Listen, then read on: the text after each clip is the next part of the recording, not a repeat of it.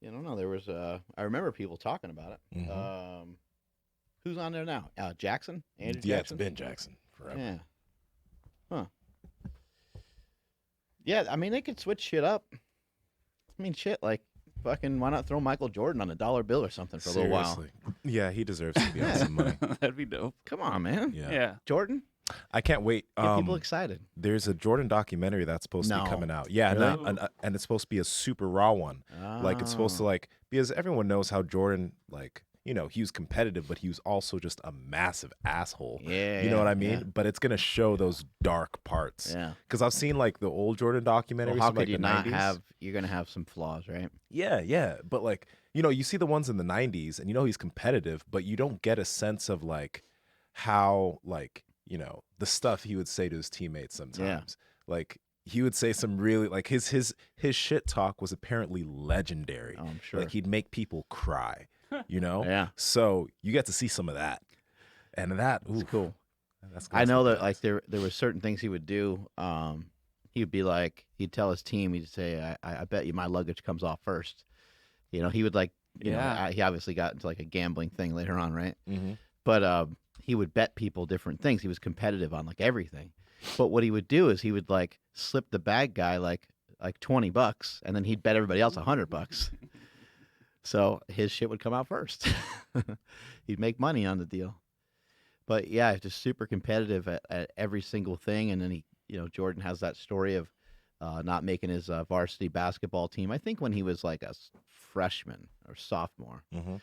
But one of the things that happened in there, at least the story from what I heard, and I don't know how true it is, but the legend goes that his coach, cut him from the team, and he basically told him he's not good enough, and he asked like what he needs to do, and he's like, well, if you want to be on this team, you want to be in a different position next year, then you need to show up every morning and practice with me. And supposedly that's how the kind of legend goes, and he trained with his coach every morning, and then not only did he do that, but he trained with him every morning. He made the team, and then even after he made the team, he continued those training sessions in the morning before school, even when they didn't have basketball season. Yeah.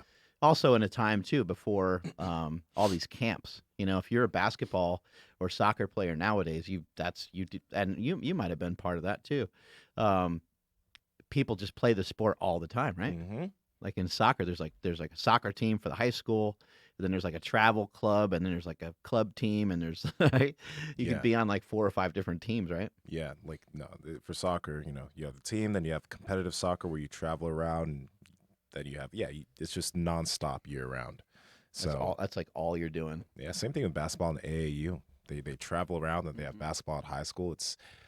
Kids are getting into the sports real early now.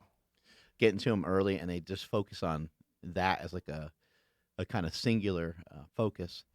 I went to the 49ers game yesterday, and it was really fun. A lot of excitement. Not 49ers are undefeated; they're 7-0, and my brother-in-law has been a big fan for a long time. I love football myself, but I have been a little bit more out of touch with it in the last few years, just because I haven't had a chance to sit down and watch a lot of it.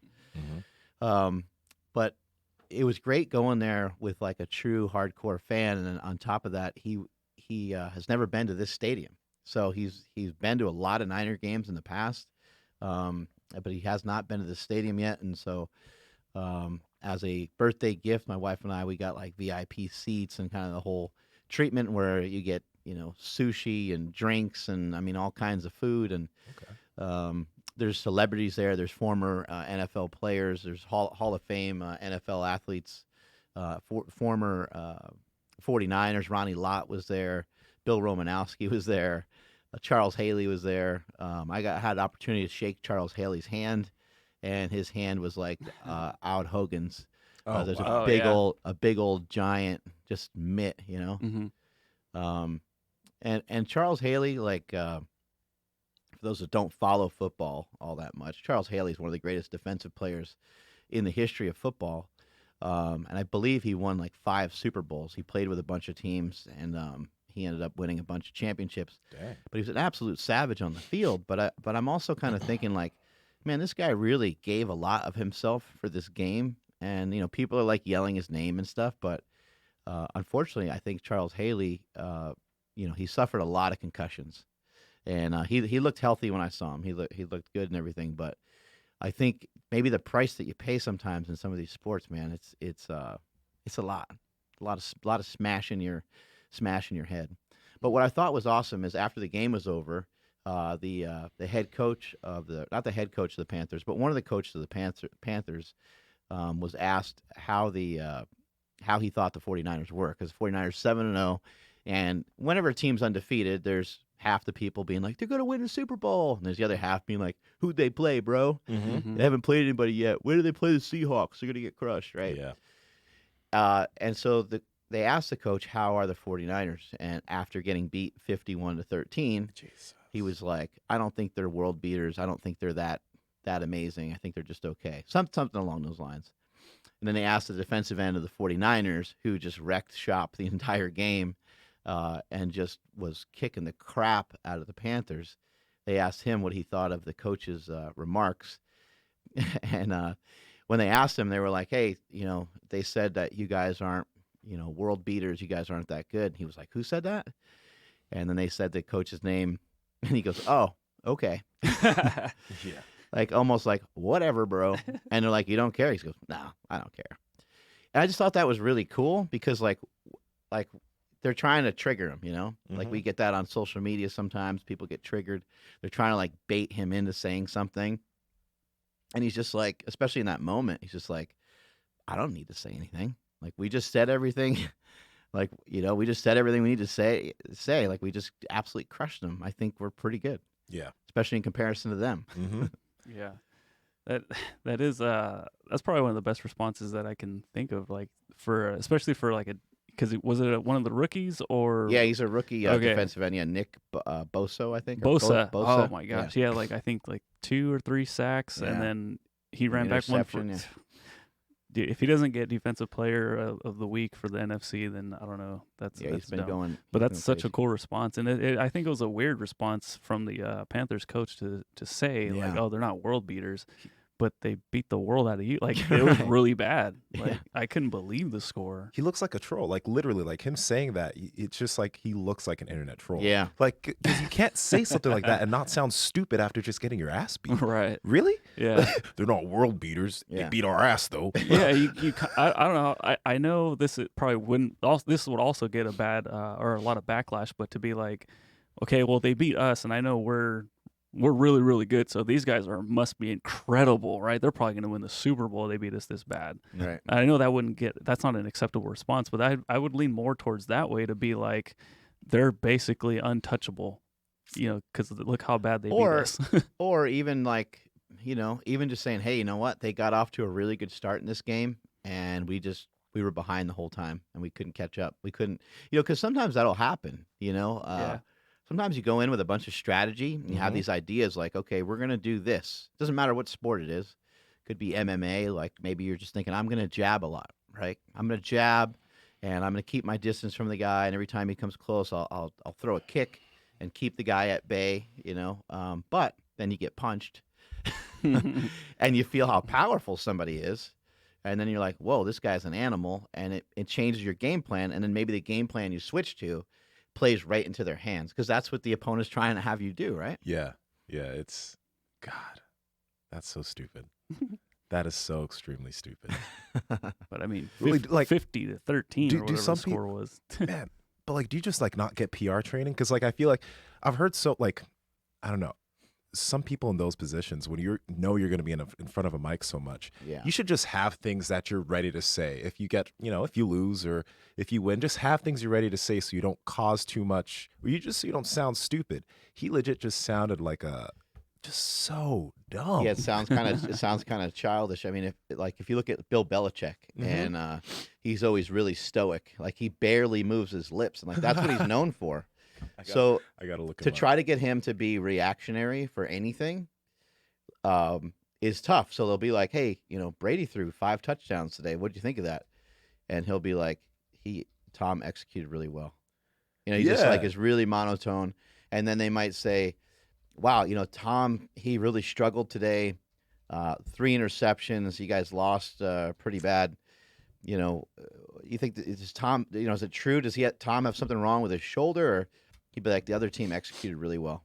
Yeah. The other team, they had a good game plan. We got to get better. And he looks so mad too that the whoever asked the questions like, all right, bro, like I'll move on to something else, or like I'm not going to ask another question. He looks irritated all the time. Yeah. Yeah, see if you can pull up a couple clips of if the Belichick. internet's working. Yeah, we're good today. Of Bill Belichick. Check. Yeah. I mean, The guy that's really good with that kind of stuff is LeBron James. Yeah, He's really it's good rare at that he gets dealing. involved in a bunch of crap, right? Other than the China incident, did you Oh, hear yeah, about that? Yeah. Oh so man. I don't even know what. I just I don't know all the details. Okay, so let's pretty much do a quick. Okay, I'm gonna make this quick. China and Hong Kong. You know how like Hong Kong, they're kind of like a U.S. I guess they're not. It's not called a satellite, but they have more freedoms than China because the U.S. like was. I don't know, did some stuff with them. So compared to the rest of China, Hong Kong had like liberties and they Hong had Kong's freedom. not communist. Exactly. There we go. Now, China's trying to, take back Hong Kong, and they're not letting the people of Hong Kong, like, I guess, have a lot of contact with the outside world. They're trying to take away their freedoms. They're pretty much trying to make it communist like China. Less internet, stuff like that. Exactly, but the people of Hong Kong aren't used to that. There's a lot of protests going on in Hong Kong right now. For example, if a journalist in Hong Kong were to go to jail, like pretty much the Chinese government's trying to have it so that, let's just send them to China and then we can do anything we want with Oh them. shit. So that's what's going on in Hong Kong. Now, Warriors, I think one of like the higher ups in the Warriors made a tweet about how like support Hong Kong and free speech, right? And then obviously that got massive backlash from like the Chinese to the NBA. And you know how like not the Warriors, the Rockets, but the NBA makes a lot of money from China. So this got them in trouble. Now, LeBron then was asked about it, and he said something so stupid. He's like, you shouldn't be, sometimes you got to be careful about what you say. You got to understand more of the situation. He was talking about the guy that made the tweet about supporting Hong Kong. So you got to be careful about what you say. You shouldn't just put things out there. It can mess with people's money, et cetera, et cetera. But LeBron's one of those guys who he tries to do things for the community, and when I don't think he understood the situation. Yeah. He didn't and he just sounded really bad there because It's tough. you're now not supporting people's freedom, although you're someone who is touted for trying to give people free speech and Right. not being more than a player. So It's a tough position because much like the coach of the Panthers, I don't really know the context of it. Like they may have irritated him. They may have been insulting. They may have been like, "Coach, you guys really played like shit." Well, it's like when they start talking to you like that. Like a reporter's not going to really talk to you like that. But if you're kind of feeling that way, then that's when you would be like, "Well, they're not that great." They're not that. That's when you would be like mad, frustrated, and you get those sound bites too from celebrities after somebody's been in their room for 4 hours, like. That I don't think people understand when these people go to these celebrity like award shows. They'll have 15 reporters come in their room, like not all at once, but in a row. Like this guy gets 10 minutes, this guy gets 10 minutes, and it's like they have to be kind of careful. They have to not be themselves for hours on end because if they are themselves and they're just like, well, if they say their actual true feelings or true opinion, it could set somebody off the other way. It could trigger them the other way, and if they have maybe they have a certain religious belief, or maybe maybe they don't believe in like interracial marriage, or like it could be anything, but they can't share it. you can't now. Which they should be able to, but they can't. They can't say anything because anything that they say is like really used against them. It's like held, and it's like, all right, we got this thing. We know that this guy doesn't like this particular thing, and they used it against you forever. It literally also it can potentially offend everybody because once somebody says something, like a bunch of people get offended, and then boom, they're deemed as like a racist, or they're deemed as like I don't know, just a bigot or whatever. And it's not necessarily the case, but like you got to be so midline, and you can't really go one way or the other. It's dangerous to really even put out your opinions on something. I think 'cause that's people where will lump you in. I agree. I think that's where you might have to think to yourself, the world only knows this like part of me, this like side of me. Mm-hmm. They don't know, and not only do they not know, but they probably aren't that interested in this other side of me. They love my talents as an actor. They love my talents as a football player. And so football related questions, I'm going to stick to those. Why didn't you catch the touchdown pass this week? Well, last week I hurt my finger and like something went wrong and I just got clumsy. Hey, what do you think of Donald Trump? I think I dropped that pass because I hurt my finger, right? But how hard would that be to like always be on, always be in that mode? And it's hard. Even somebody like a John Cena who's so well spoken. He shot a video that was like maybe about 3 minutes long where he's walking down the street. Mm-hmm. I don't know what John's deal is. I don't know. I'm always swinging from his nuts, but I don't know if he can feel that or not. I don't know. But he's super smart and he's able to articulate himself really well. But he has this video where he's just talking about America, and he's talking about like it was just, I don't know, sort of like this tone that was going on about 2 or 3 years ago where people were still people are still unaccepting of fucking everything, but he was just like kind of fed up with it. He shot this video where he stuck to the facts. He just went right down the center where you got people fighting on this side, people fighting on this side. He just blew right past everybody by just going right down the middle and basically saying the stats of like the United States. I can't recall, all the different things that he said, but he basically was saying this country was founded with immigrants, like this country was built with slaves. This country was built. He's just saying all these things that are, they almost can't be inflammatory because because they happen. They're like actual truths. And he talked about people that were gay, and he talked about transgender, and he talked about different races and different religions. And his whole point wasn't really like, hey, can we all like buddy up and like be best friends or anything like that? But it was like, this is a great country. This is, the quote unquote land of opportunity. And let's keep it that way. And let's just have respect for each other. And the key thing with respect is a simple fact that, if I respect you as a person, then that means that I'm not going to disrespect you. And that's all. I think that's all anybody's like in search of. I don't think everyone always needs to be like uplifted or a big old pat on the back, but just not being an asshole to each other. Yeah. I'm really curious about that video and all. So his point was just respect. He wasn't even trying to make a a political point. He was just trying to. It's not heavily like it seems political. Like when he did it, people are like, "Oh shit! What's he doing? Like, is he gonna like run for office or something? Like he's gonna get into politics?" And I don't know if he would ever have that intention. I don't know if that would be a goal of his, but it kind of seemed that way. Yeah, you could probably play some of it. Yeah, it's right here. Yeah, it was a really, really good like video. Why don't you actually see if you seen this. Can you want to pull up some audio? Yeah, play a chunk. Good reason, because it means love and devotion for one's country. Love, for a word designed to unite, it can also be pretty divisive.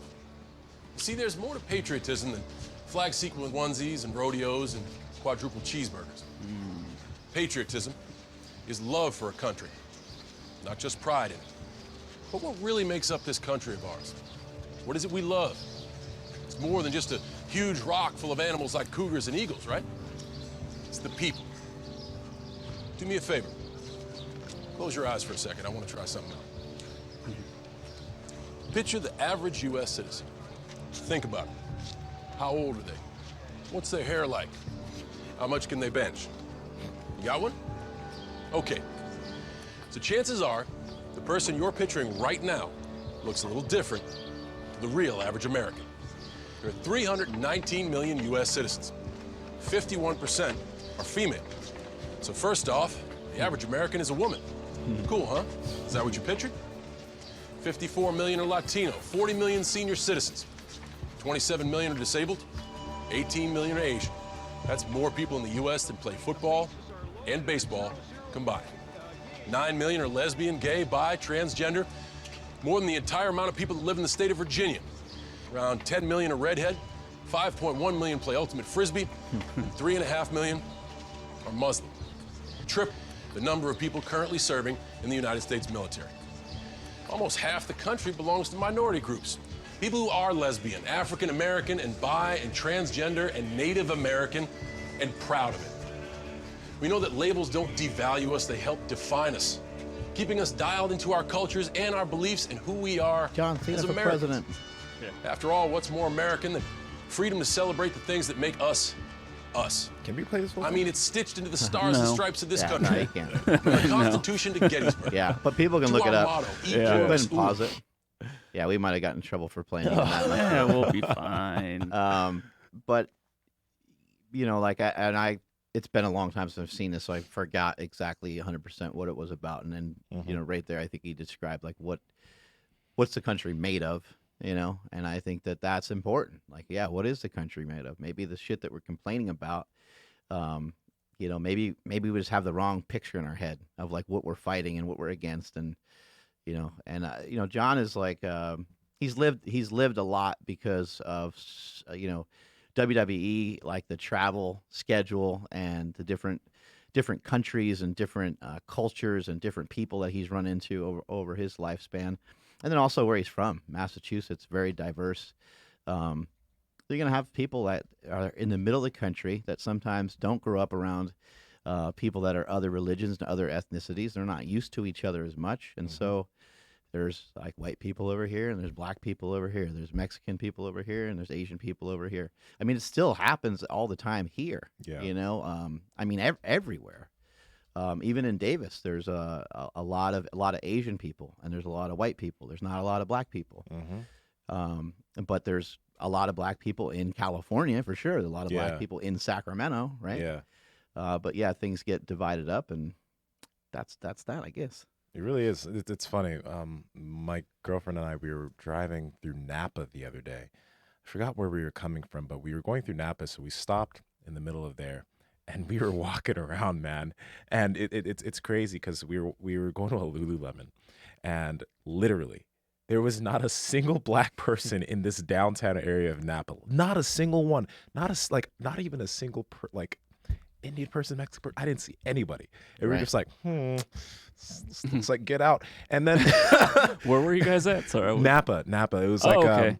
yeah. We were going to a Lululemon there. So then we start driving because we're leaving, and it's like it goes from there, and then we start seeing a lot of like Indian and Mexican people in one part of it as we were driving out, and it's just like the areas are so segmented. It's crazy. Well, I mean, I'm not surprised if you're going towards Lululemon. I know, that you but- didn't see, and then you probably got closer to the flea market out there in Napa and started seeing my people. I know, but it's just so. I guess it's still so wild, just how, like, you know, it's just so separate in terms of like these areas. Mm-hmm.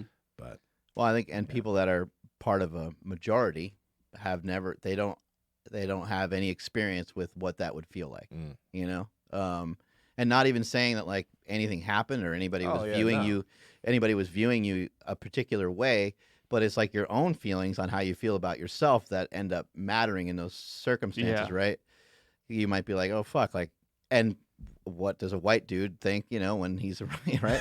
You're gonna be like, oh man, like I don't see anybody else that looks like me. I'm about to get mugged. I'm in the wrong area. Like I need, you know. Yeah. So yeah, it is definitely something that you see still all over the place. Mm-hmm.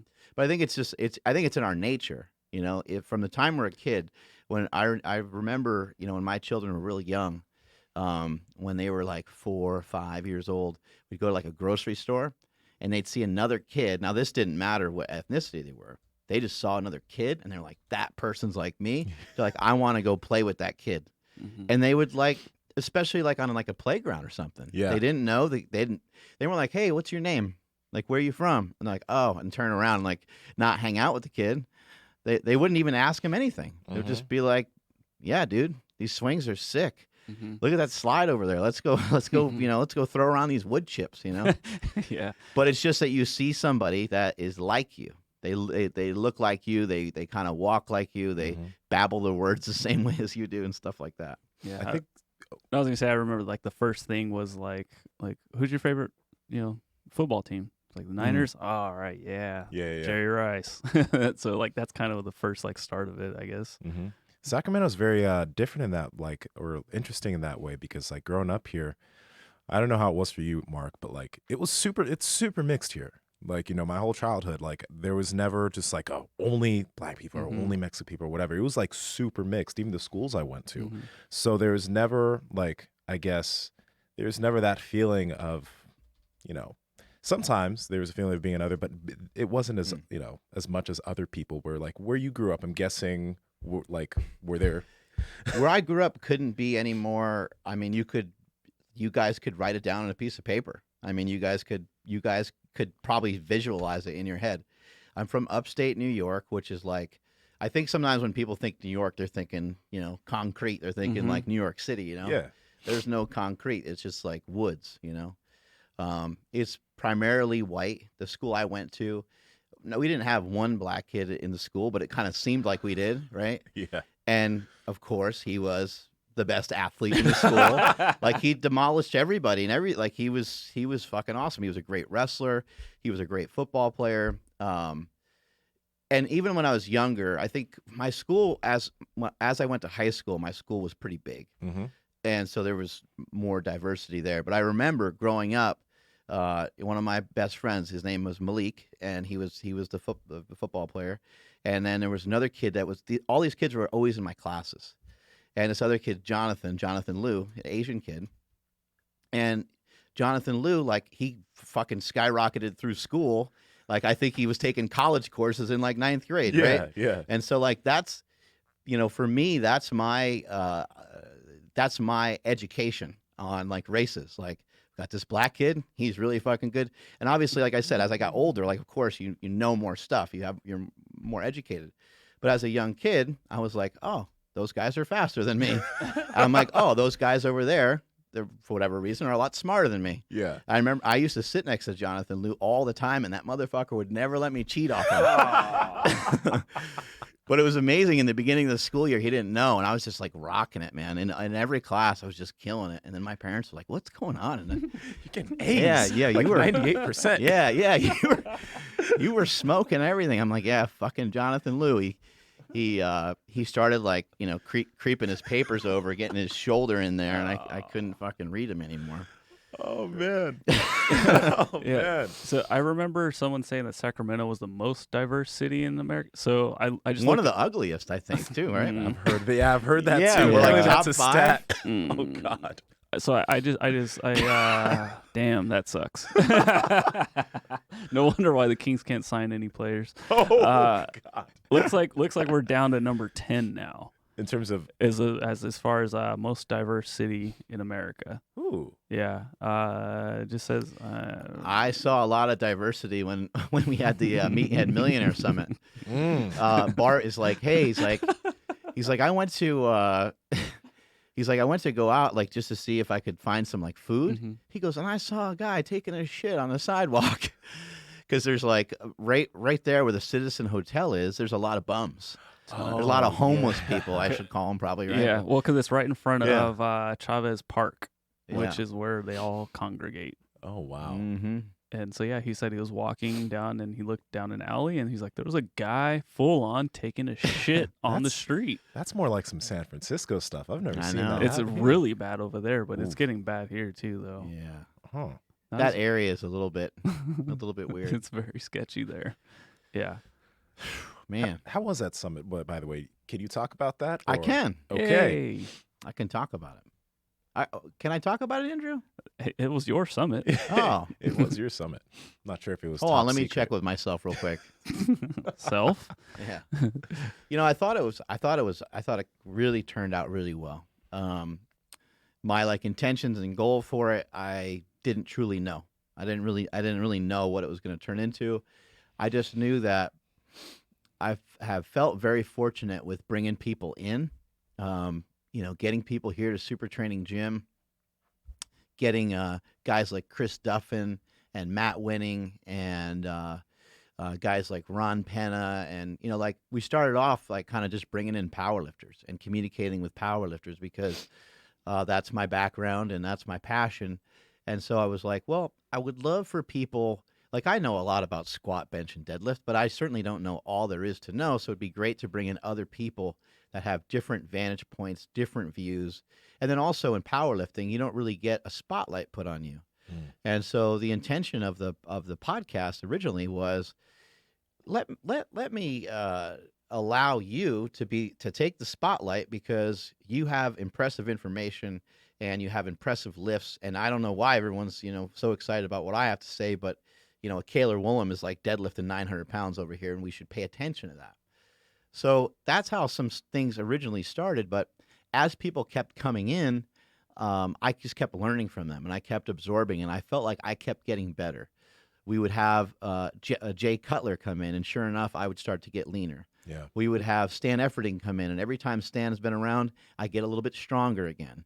So every time someone would come around, I would gain knowledge towards something else. I'd get fired up again about something else, and I'd start working really hard towards it. And so over the years, as I transitioned into not having as many powerlifters and really trying to gain more knowledge for my own business and to provide value for the people that work here at Slingshot, and to occasionally do like seminars and things like that, I was like, man, like this is so cool and so powerful. Mm-hmm. But imagine if I could bring together a bunch of people at one time, and imagine if I could trim all the fat and just get rid of. Let's just take social media stuff and let's just crumple it up and let's just throw it in the garbage. Let's not really film anything. The only thing we had done was we had Josh Setledge use his phone a little bit just to get a couple shots here and there, and we had our boy Andrew over there snapping some pictures. Yeah. Just to have them, because it is great that we're able to assemble all these people. Mm-hmm. Being close with a guy like Todd Abrams and Ron Penna is really amazing. I don't know why these guys are so willing to share so much information. Yeah. Ron Penna has been the one of the original co-founders of Quest Nutrition. We were trying to figure out some different things with Amazon, and he was like, "Oh, no problem." He's like, "We'll get our team to get on a phone call with Josh Kim, who's our right hand man when it comes to that stuff, and we'll be on the phone call with you guys." And it's like, wait, what? Like, what'd you say? Yeah. Like your team of people that you pay, you're gonna let them take 2 hours out of their day to like work with my team for free, for nothing?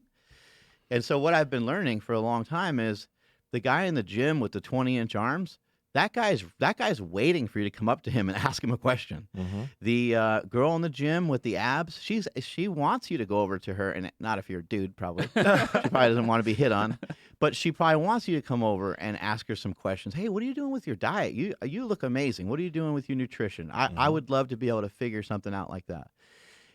These people that are wealthy, same thing. These people that are wealthy, you wouldn't think that. Some people that are really wealthy live in like gated communities. They don't want anybody fucking come in, and they want to be secluded, or they want to move out to the country like I did. But the second that you say, "Hey man, how'd you build this? How'd you build this up?" They're gonna go. They're gonna pepper you with a lot of information. In most cases, everyone's a little different, but usually people are pretty willing to give information. And as I got around, Bart Quan, Robin Dana Lynn Bailey, Todd Abrams, his wife Deborah, Jason Khalipa, Ashley Khalipa, Steph and Hayden Bowe. As I got around Steph Cohen and Hayden Bowe, as I got around all these people, I started recognizing that these people had these qualities where they were just real open. They were like, "Oh yeah, I get that manufactured overseas," and they're not going to like give you like their manufacturer, because like that's not really the point of it. Because anyone who's like a high roller or anybody who plays on that level, they already know like that shit ain't cool. Like don't really ask for that specifically. Yeah. And anyone who's smart that's in business, like let's say I made protein bars, and let's say someone came to me they wanted to know how to make protein bars. I would say, "Oh man, you have to go to this kind of company, and most of them are in this location. Most of them are in Kansas, let's just say, right? Just totally making this shit up. Most of them are in Kansas. Don't know why, but that's where they make protein bars. And you're going to want to, it's going to take a while for you to get the right flavors and make sure you don't use some of these ingredients, but that's where you're going to want to go." And I'd leave it at that. Yeah. Because that's not the game. That's only a small part of the game, is to actually like make a product. The game is to like really try to create a really powerful brand and to have a really powerful message. And that stuff just sort of happens.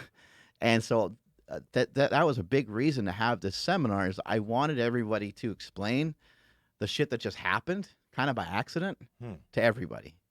And I wanted everybody else to hear it and to be motivated and fired up about it. Something that was really amazing that happened was I really appreciate everyone that came. I'm really inspired by everyone. But I do have a huge boner. Well, a small boner, I guess you'd say.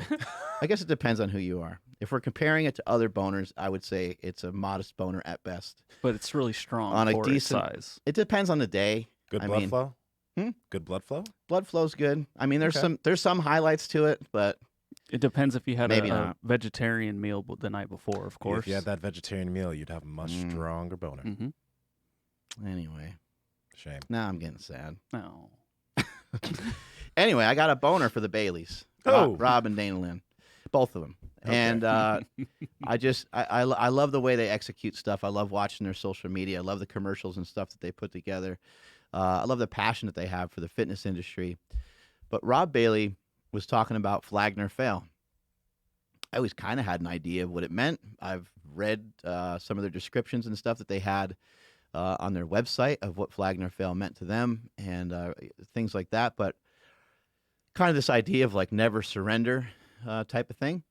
But when Rob was explaining kind of like where it really came from, he said that originally he was just trying to do something with like shirts. He was into art. He was into music. He liked to draw. His mom taught him how to sew.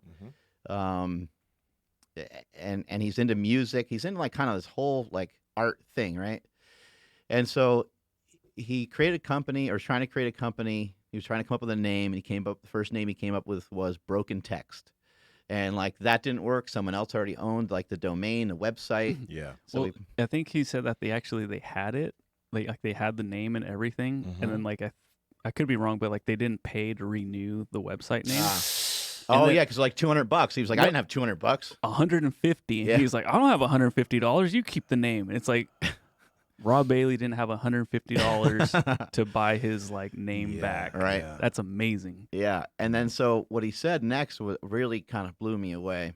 And then everyone else had a similar story, which blew me away even further. But Rob Bailey said, he's like, I wasn't really trying to create a brand. You know, I wasn't trying to do anything necessarily. He goes, I just had a bunch of shit in my head that I needed to get out. And when I put it on a t-shirt and when I saw it in the mirror, it made me feel better. And I was like, holy shit. Like, that is fucking crazy. That is so different than, you know, going in and saying, hey, I have this game plan. I want to make this product. And, you know, I think by year number 2, it's going to make this amount of money. And by year 5, I think I'll be a millionaire. Like, whoa, like those are not that option B can't work, because it does. Yeah. And people have recipes for business and they can do pretty well with them. But man, way different, right? Because the guy with option A is probably, in most cases, the guy with option A, as long as he stays with option A, will always be fucking happy. And he'll always be pumped. He'll always be excited. And he'll be a mutant like Rob Bailey, like who knows how to do, you know, the website. He knows how to do like the marketing. He knows how to do photography. He knows how to model. He knows how to have his wife pose and model. And she knows how to, like, they just embraced all that stuff out of the love and passion for this concept of, I wanted to put something on a shirt that when I looked at it in the mirror, it made me feel better, because it just had certain words on it that made him feel good. I was like, holy fuck.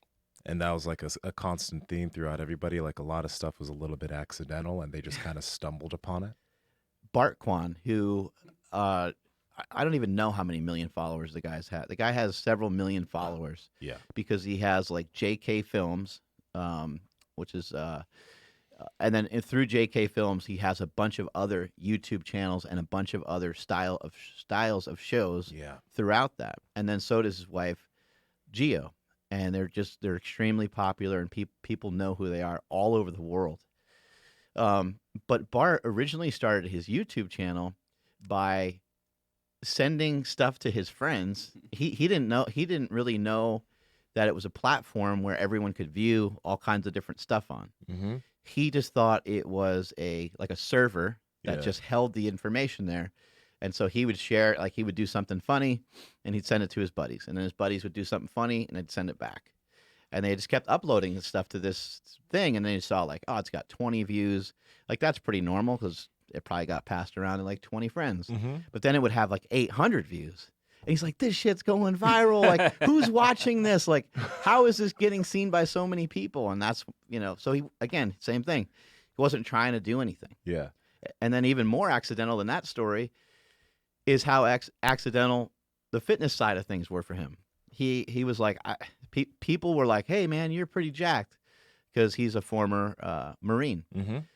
And he loves to stay in shape. He loves his fitness.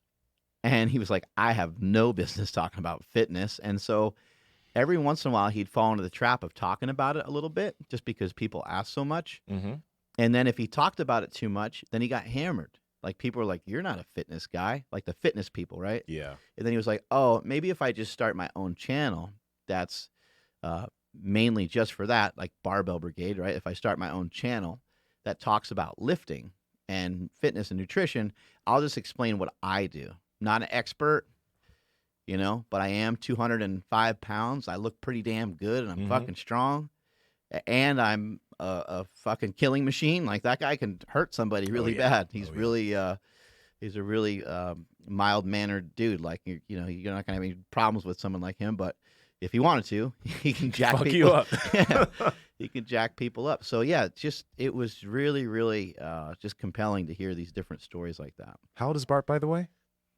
Man, he's probably like 28 or something. I don't know, 30. I think he's in his 30s because honestly, like I remember in high school, freshman, sophomore year of high school, me and my buddies would we'd see his videos. And at that time, it wasn't any fitness. It was like Uncle Sam, and he was like, he had this Vietnamese character or whatever.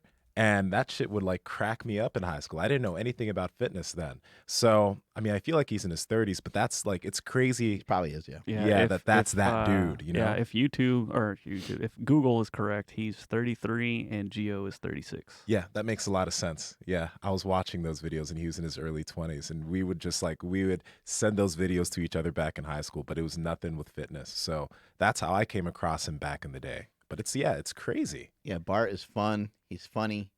And, I think what something else that he said that I thought was really cool is he each person got a chance to do like an introduction, explain who they are and kind of how they fell ass backwards into what they're doing now. Because that was pretty much the theme all around the table. With Bart, Bart just said that he was kind of a loser growing up. In his own words, he was just like, I wouldn't do the right thing. I'd hang out with the wrong people. He was in a gang when he was a kid. He'd get in a lot of trouble. He just caused his parents a lot of heartache by being that way. They wanted him to do well in life, and he had bad grades and different things like that. So he just thought to himself, well, I need to do something with my life. This is not a good route to go. So eventually he just kind of thought of that on his own, and he was like, I'm going to go into the military. So he went into the Marines, which is kind of a crazy move because that's such an extreme to the other side of things. But he probably knew in his head, I'm going to need an extreme if I'm going to really make some changes. And so he did that. And then even after that, he was thinking what would he do with himself then? He was like, well, I don't feel like I'm smart enough to become like a doctor or anything like that. And he really didn't know where to turn, but he knew that he loved working out. He knew that he loved lifting, and he loved being creative. And I think that's when he started he started writing. He started filming stuff. They started doing the YouTube stuff slowly, and they were like, well, people think this is pretty funny, and we're just kind of making shit up. Like, what if we put more time into it? Let's write stuff down. Yeah. And then, he also met Geo around that time, and then Geo was also modeling. She was into production, and she was she would get she would scout places for them to actually do the skits at, so it became more professional pretty rapidly. And what he has going on now, I don't think people don't Bart is a fucking baller and a half. People don't understand. He's got studios.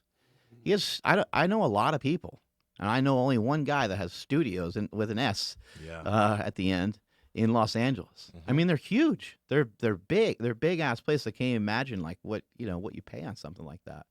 But they're filming stuff there all the time, and he's just super creative. And yeah, what a cool story. He also has food places too. Like he's like a serial entrepreneur. I think one of his places. What is it? Ice cream or something? He has Andrew, like a yogurt shop. He had. We could probably talk about right because he doesn't have it anymore. Publicly doesn't have it. Did we share that part? We can talk about it. Okay. Well, anyway, like even if he doesn't have it, he tried it. Yeah. It was well, so me being there, like, it's just one of those things where I look around and I'm like, this doesn't make any sense. What the hell am I doing here? By the way, though, amazing. that will never go away. And if it does, then you got problems. That should never go away. Oh, cool. Okay. Well, yeah, you should always kind of feel like that. You should always be like, I don't think I belong around all these awesome people. yeah. I think that's a good thing. And Keeps you hungry. You know, like you're the sum of the 5 people around you. I'm like, we timestamp that right now? But anywho, so I was there, and so everyone's going around the room, and what I picked up is like, obviously no regrets, and like anything that sets you back, it doesn't even, like, there's no such thing as a setback. And I've been saying that for a while because of this podcast, because of all the random stories that we get about, you know, like Mark's brother passing away, like he used that to propel the slingshot. Yeah. To slingshot the slingshot. But one of the things that Bart said, because somebody had asked about like his popsicle thing, whatever company that he had started, and he's like, oh yeah, about that. So they had the grand opening, and you know he's there and he's with all the fans and stuff, and one fan just yells out, good. He just yells out, "Hey Bart, take your pants off!" And he's like, "Fuck it, okay." And he throws his pants off, and of course everyone's on their phone, you know, Instagram, everything's happening. And I think one of the investors or somebody in the company was like, "That's our guy. That's the guy. That's the guy that's supposed to like be the main, you know, figure in this whole company. Like, I'm out. That's it. This is stupid. This is terrible. We cannot have this." And he's like, "So yeah, we started selling tea instead of popsicles." Yeah, so you open up a matcha. Matcha. Yeah, the matcha thing. Yeah. So, okay. But the matcha thing's still going. Yeah, and it's and I bet you it's gonna turn out to be 1,000,000 times better than the fucking popsicle idea. But he never would have got there unless he didn't throw his pants off. Yeah, which is, you know, people would look at that and be like, "Oh my gosh, like how am I gonna ever bounce back from this?" It's like, well, he did, and like I said, it's probably gonna be better than the other idea. And there's just so many stories like that throughout the whole the table. And I, again, thank you, Mark, for, you know, letting me be a part of that. It was incredible. Yeah. Yeah, like I said, it just sort of worked out the way that it worked out like in a way that I couldn't really imagine, but I felt that if I kept it a certain way that it would end up being very like quote unquote organic, you know, and that's the way that it ended up.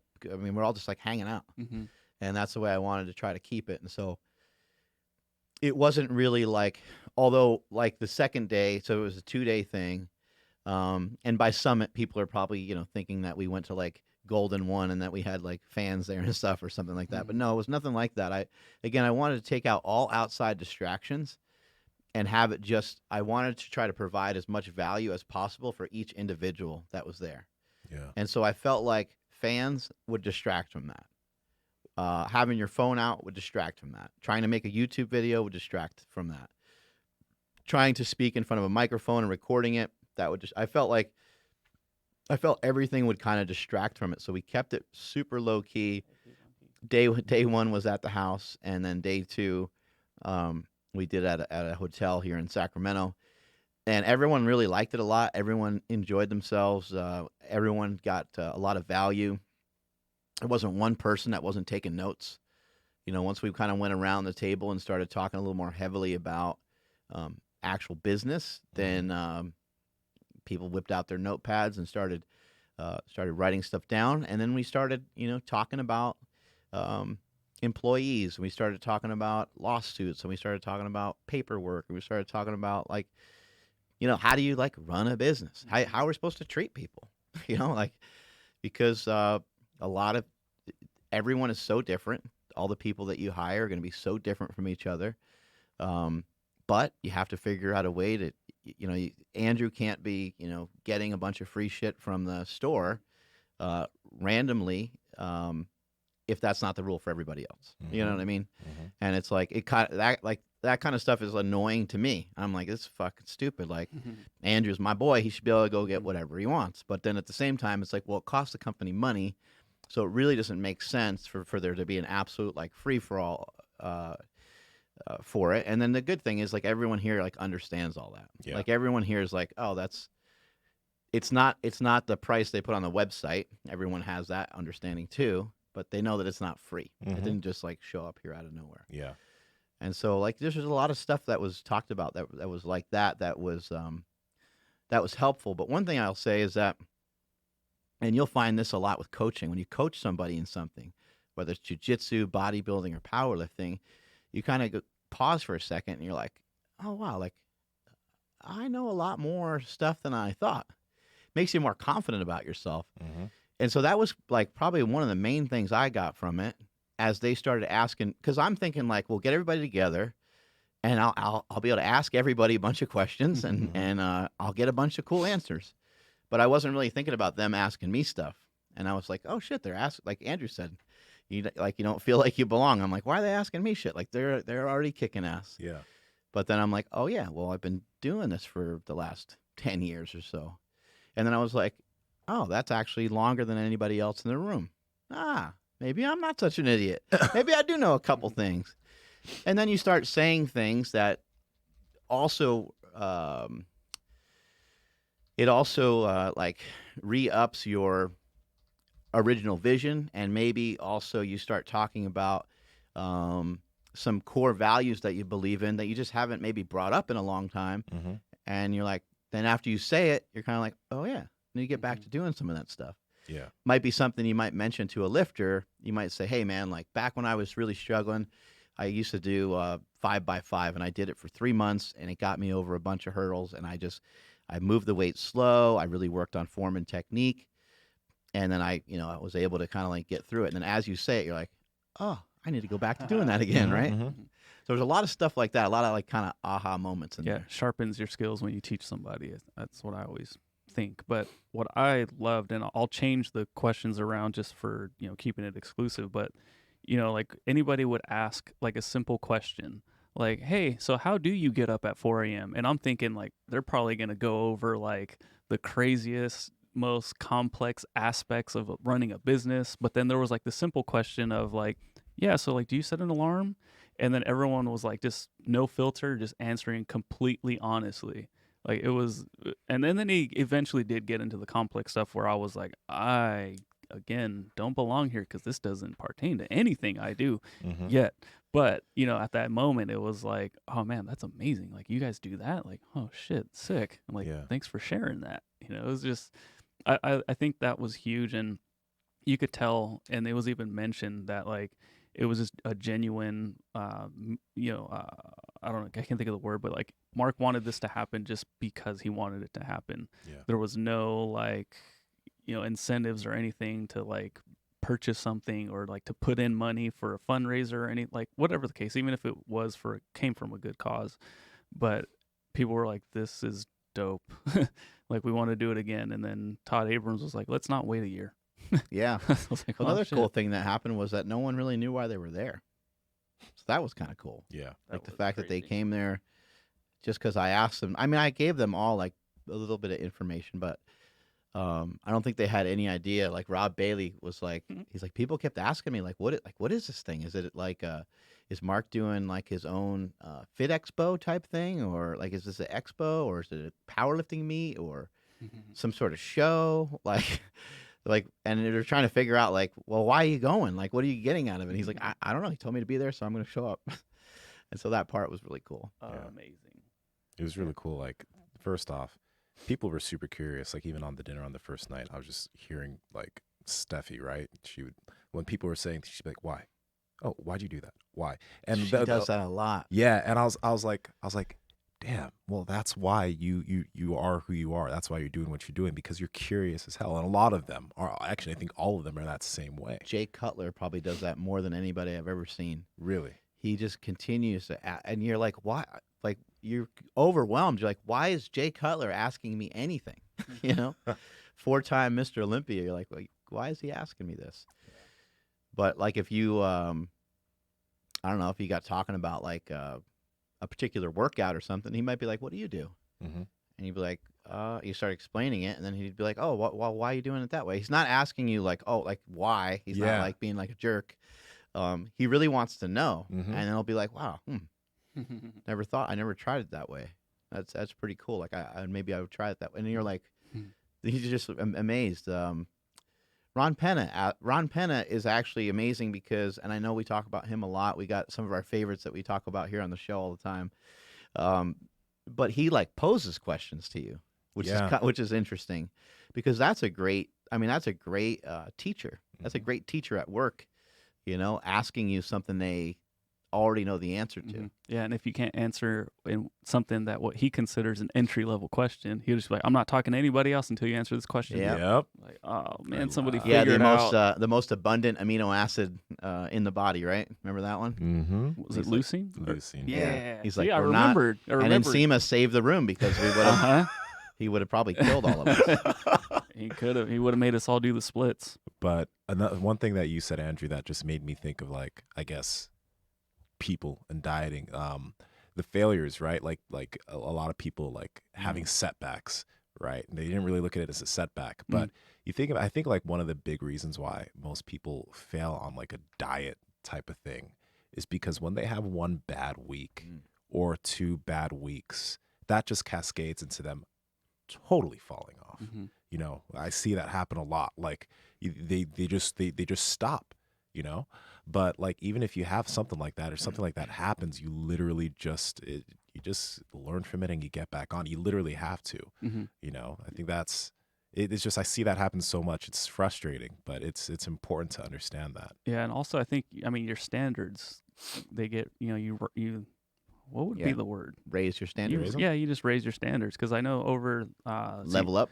Yeah. Friday and then Saturday, there was a lot of good food around me. And I remember thinking, like, I'm not tracking, like, fuck, like I know I'm going to go way over. And then as I'm going for my second, like, helping of these amazing meatballs with like some crazy honey something, it looked like syrup, but it was delicious. As I put them on the plate, all I hear in the back of my head, "Do you want abs?" I'm like, huh? And I look over and there's Nsima pounding food, by the way, nonstop eating. And I'm like, "Well, come on, dude." And he's like, "Come on, man." He's like, "Oh, I'm joking. Enjoy it." Yeah, come on, man. But do you want abs? I'm like, fuck. So then there was that, and then at the summit, there was some more great food, and I had some potatoes, what I normally wouldn't have because they wouldn't have been available to me. So then I'm like, oh, dude, that's it. I'm eating like shit, but I'm actually not. Like, I'm still eating tons of protein and like still fairly low carb, but yeah. So over the weekend, I felt like, oh, I'm way off the plan, but then I'm like, well, it's because I'm just tightening it up. Like, that's still better than what I've been doing, a month ago or whatever. So I think that's also what happens is people, they raise their standards and then they feel like shit when they can't maintain that. But it's like, really, if you look at it, you're still doing for sure better than like probably everybody your workplace, but you're doing better than you were previously. Exactly. And that's huge. And that's also kind of what, the flag nor fail thing, he was kind of talking about, like, just stay above the water, right? Like, just because you're not improving, you're not dying. Just don't die. Just survive this right now, and then tomorrow, that's when you're going to step up and do something better. That was really powerful. Yeah. Yeah, and there was even a point where people shared some of their finances. They just flat out kind of said like what dollar amount they're at, and that was cool too. Just because it's like, wow, like everyone's just like really letting their guard down. Like this is sick. And then allowed other people to share too, and some people didn't, and some people chose to. Like, didn't matter. No one really skipped a beat. No one was like overly shocked, or there was nothing weird about it. It was just like mentioned. It wasn't like to show off or anything like that, but it was just mentioned, and I think it gave everybody in the room a good understanding of, okay, like everyone's kind of around same-ish area, and everyone's trying to get more, but what Rob Bailey kind of pointed out too is when he was asked a specific question, he's like, no, he's like, we don't do that.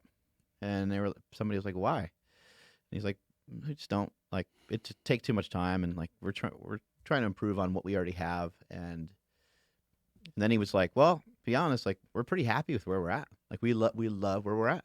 And you know, if our company doesn't turn into Nike or Under Armour, that's okay. Yeah. I was like, that's pretty good. Mm-hmm. That's pretty, like, not pretty good. It's great because that shows you that maybe he's not feeling the anxiety that maybe some other entrepreneurs might be feeling, in that, like, it's just never enough. Like, it doesn't matter what you do, it's never enough. It has to be. It has to be enough, you know, because, you know, all you can do is all you can do. Are you doing maybe not everything, because you can always figure out a way to do a little bit more, but that's like probably not all that realistic. Are you doing most things to try to improve? And if the answer is yes, then you got to chill the fuck out. Yeah. And I also like how, you know, he was saying, you know, if our company brings in this much, if the difference between that and the next level means we have to change who we are or some aspect of the business, I'm good. We're gonna hang out here. Yeah. And I was like, damn, like, you know, it must be really cool to be in a spot where you can be like, nah, like we're gonna keep doing what we're doing and we're happy. You just continue to stand your ground. Yeah. Even though there's a bunch of shiny, cool things around you that you want to dive for, but you just stay in that same spot, stay in that pocket. Yeah, they're happy. And where is it, Montana? I forgot wherever the hell they're from right now. They're just happy there with all their goats and shit. Montana. Montana, yeah. Yeah. When I went and visited Rob and Dana Lynn in Pennsylvania, they moved from Pennsylvania to Montana. I haven't visited their new spot in Montana, but Dana Lynn Bailey, like, these people, they love animals, and they have a bunch of dogs, they have goats, they have I can't remember if they had like chickens, but they had all kinds of stuff. But like Dana just goes from her walk, like from her house, and she goes and feeds the goats. And then there was like a goat that like just started following her. So she's got a goat following her. She has a dog following her. And then out of the woods comes a deer. And the deer's following her. And I'm like, this is fucking Snow White? Yeah. I know. It was like something out of a movie. And then she like fed the deer something or whatever. I was like, oh my God, this is crazy. Wow. Yeah, it was just like, but that's just, it's really great when you get behind the scenes and, you know, people are a certain way. You think they're a certain way. And they actually, not only are they the way that they're portraying, but they're like way beyond that. Yeah. Like it's way deeper than that. Yeah. She mainly only eats fish, and then Rob is a full-on vegan. But like I said, these are people that love animals, and then you see it in the way that they're acting all the time, like the way that they operate, the way that they do things. And Rob was also really candid about that too. He's like, I'm not crazy, like I'm not, you know, I don't go all nutty in it. And he's like, if you know, there's a dairy product in my salad or something, he's like, I don't freak out. Yeah. He's like, I have cars that have leather seats, but you know, the next car I buy won't have leather seats.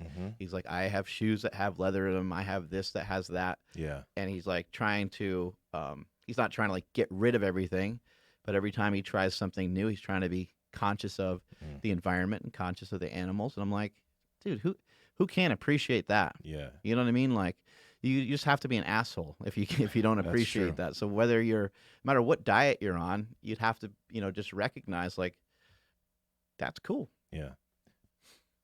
Back to the goats real quick. Do they just use them for milk, or they just have goats? No, I think they just have goats. Yes, have them, yeah. I feel kind of bad. You want some goat milk? Nah. Oh, because you like eating goats. If you pull up my IG story, you'll understand why I feel a little bit bad. But anyway, yeah, no, that's awesome. I don't know how they feel, you know, like I don't think what other people do or what other people are doing, I don't think really bugs them, but maybe to some level it does. Oh, that's fucked up. What is that? It's a goat head. Oh my God. Or half of a goat head. Yeah. Did you eat some goat brains? Yeah, I ate some goat pepper soup. Really good. Yeah, I mean, I think for them, I don't think they're outwardly against. Yeah. Like, I mean, I ate tons of meat around them. Uh-huh. And, you know, we were joking about it and stuff. Yeah. But yeah, no, that's pretty awesome. Like again, it's cool that he did that, and he's like, no one here has problems with vegans, and like he doesn't have problems with people that eat meat. That's right. it's not people aren't getting dogmatic about it. That's the one thing I guess within diet culture that's really kind of annoying when people demonize others just because of what they do. So that's awesome. Kind of last thing I'll finish with this Meathead Millionaire Summit that we put together. It was the first year that we're doing it. It looks like we got another one lined up. We're not sure if we're going to be in Texas or Montana. Either the Baileys will host it or Todd Abrams might host it. We're working out going to work out some details on that over the next few months. Nice. I would prefer like that all the people that we had involved, that it's like a board and that we kind of like vote on stuff. Like I liked that it was closed off. I also wouldn't be opposed to like having a day or having, a few hours with some fans and stuff, because I think that they would, I think that would provide value for everybody. I think the fans would get something out of it. I think everybody involved would get something out of it. So that would be kind of cool. But yeah, I'm looking forward to doing more stuff with everybody. The other thing that I found really awesome was that, having someone like Jason Kalipa there, who's been in business for a long time, who utilized CrossFit as kind of like a springboard into a lot of the things he's doing today. And by using CrossFit, I just mean using his CrossFit Games championship. I don't mean like he is like used them in a wrong way. I'm just meaning that he used that as like a springboard, and most people aren't able to do that. Yeah. A lot of times somebody be a champion, maybe they won Mr. Olympia, and they just never really turn it into much. They won something really big, and then they're not able to really do a ton with it. But the diversity at the table was really cool. Jason has done so many things within business, and he's had so many gyms. He's had over 20 gyms, and I'm sure like in the next 2 years, we'll probably be talking in the hundreds. He'll probably have hundreds of gyms. I really just think that guy's going to explode and that he's heading in that direction. On the other side of the table, you had Steph Cohen and Hayden Bowe. They have a gym, but they also service people a similar way that Jason does with a lot of online coaching. Mm-hmm. And so here's these two, online coaching like juggernauts, but online coaching juggernaut. Jason has been doing it longer, and Jason has a different business model because Jason coaches. He coaches people as well, just regular people that are trying to be more fit. Yeah. But he coaches like gyms, and so his app that he has, NC Fit Collective, is utilized by a few hundred gyms. And then the model that Steph and Hayden have is much different. They have the hybrid training method. I believe that's what it's called. Mm-hmm. And in that, they have someone that does like gymnastics. They have someone that does powerlifting. They have someone that does CrossFit. They have somebody, Olympic lifting, strongman, all these different genres that you can select, who you get coached from. And on top of that, they have nutrition. So I just thought it's like really cool. And then there's Bart, who has a gym, and he does some stuff with programming, but in a much different way. Like his is maybe more traditional. Like he has a specific style of training that you can purchase. Mm-hmm. It doesn't have as many options as the other two. So what I thought was really cool about all this stuff, and Dana Lynn has a service like that as well. What I thought was cool about all this stuff is that you could kind of pick and choose, and you'd be like, oh, that kind of fits my business. I think I should implement that. Or, nah, it sounds like it's too much. I don't think I could do that. Or that's not my space. Like I'm not a material expert the way that Steph Cohen is on this particular thing, so I'm not going to tackle it. But I really like that part of it, and then also some of the age differences. There wasn't huge discrepancies in ages, but I think the oldest person there was 47, and I think Steph, I think she's only like 24 or something like that, right? She's super young. So all of that was really neat to have all those different kind of generations of people, and just if you felt like your head was going to explode by the end of the weekend, because there's just so many different things to learn from everybody. What you got, Andrew? Not much. Just thinking about how good or how much I love that Hero Bar right there. Oh man. So what? Can you tell us again, like why cubing it up just tastes better? Did you chop it up? No, I didn't. No. I honestly, I unwrapped it and I got too excited. I couldn't crush it up. It's not so much with the hero bar, but just a regular Quest bar. And not one with like a coating on the outside, but a regular Quest bar.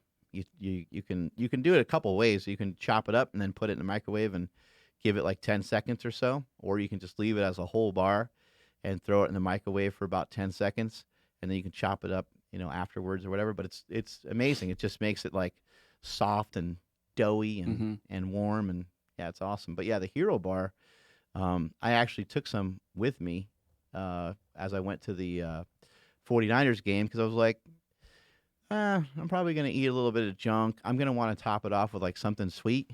And I literally ate 2 of those instead of like, eating a bunch of ice cream and eating a bunch of crap. I mean, I still had, a regular cheeseburger with the bun. I still like went off my diet, but by going off my diet, I ate like sushi. Yeah. I ate rice. I ate some bread. Again, not too much damage, but yeah, I finished off the night with the vanilla and the what's the other one? Is it got raspberry? So they got blueberry cobbler. Blueberry which is, cobbler. That one's probably my favorite still. I ate both of them. Yeah, during the game, that's what I indulged with. I'm like, I'm gonna sit back, watch the game, enjoy a damn Quest bar. That's the thing. I didn't have the patience to do it either, because like the day that he told us about it, I was like, "Ooh, I'm gonna do that tonight." I opened it. I'm like, I don't want to cut this and warm it up. I just It's wanna already eat gone. it now. Mm-hmm. I just started eating it, so I'm gonna try that. Yeah, I can't get enough of them, dude. There's the hero bar. I seriously believe that you can put that next to a Snickers bar, and people wouldn't know the difference. Like they wouldn't understand that that's actually good for you. It's actually not exaggerating. You're actually, Dude, it's that's that legit. good. Yeah.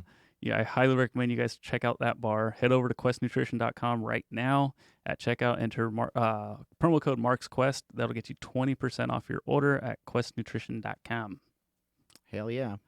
One more thing about the summit that I forgot was that there were 2 people that spoke at the summit that probably didn't feel like they had a spot. One of them was Andrew, and one of them was Ashley Khalipa, Jason's wife. And what I'm always trying to illustrate to people is that everyone has a place at the table whenever a person is successful, because it's teamwork. It takes like an army of people to make someone successful. And so Ashley was kind of like, well, I'm not really like business minded. I don't really, do that. But out of all the intros, I kind of thought hers was the coolest. The way that what she shared with us, I felt provided the most value. And then on top of, her trying to claim that she's not a business minded person, she did used to help run a lot of what Jason did in the beginning. And then in addition to that, she runs Ava's Kitchen, which is a fundraiser for pediatric cancer, where they've raised over $1 million over the last 3 years. So she's really great and really gifted at a lot of those things. But I think sometimes people are like, well, I don't have much to say here. And it's like, no, you still have a lot to say, because even watching the kids, being a stay-at-home mom, like that's a job. That's not a side job, but it's a job that is allowing Jason to go off and do some of these other things. So it's always going to take some teamwork. And that was another big point of the seminar, was everyone I selected is very specific. I selected couples for a specific reason, because I've recognized that with myself. I wouldn't be able to do the things that I do without my wife. And I think everybody else kind of there recognized that was kind of the theme as well. And then Andrew, I felt like, your point was probably the most valuable point made the whole time, because it was a really good lesson for everyone there, because everyone does have employees. And Andrew talked about how he felt. Andrew didn't say anything the whole time. He just said this like one thing, but he said how he felt a certain kind of way when a situation happened here, and that made everyone else in the room go, oh, like they just really understood how important it is to stay close to your core values. It just reinforced it. Everyone already knows that. But for an employee to say like, this certain thing impacted me as well, impacted me heavily and how I feel and how I work, then everyone else is like, oh shit, okay.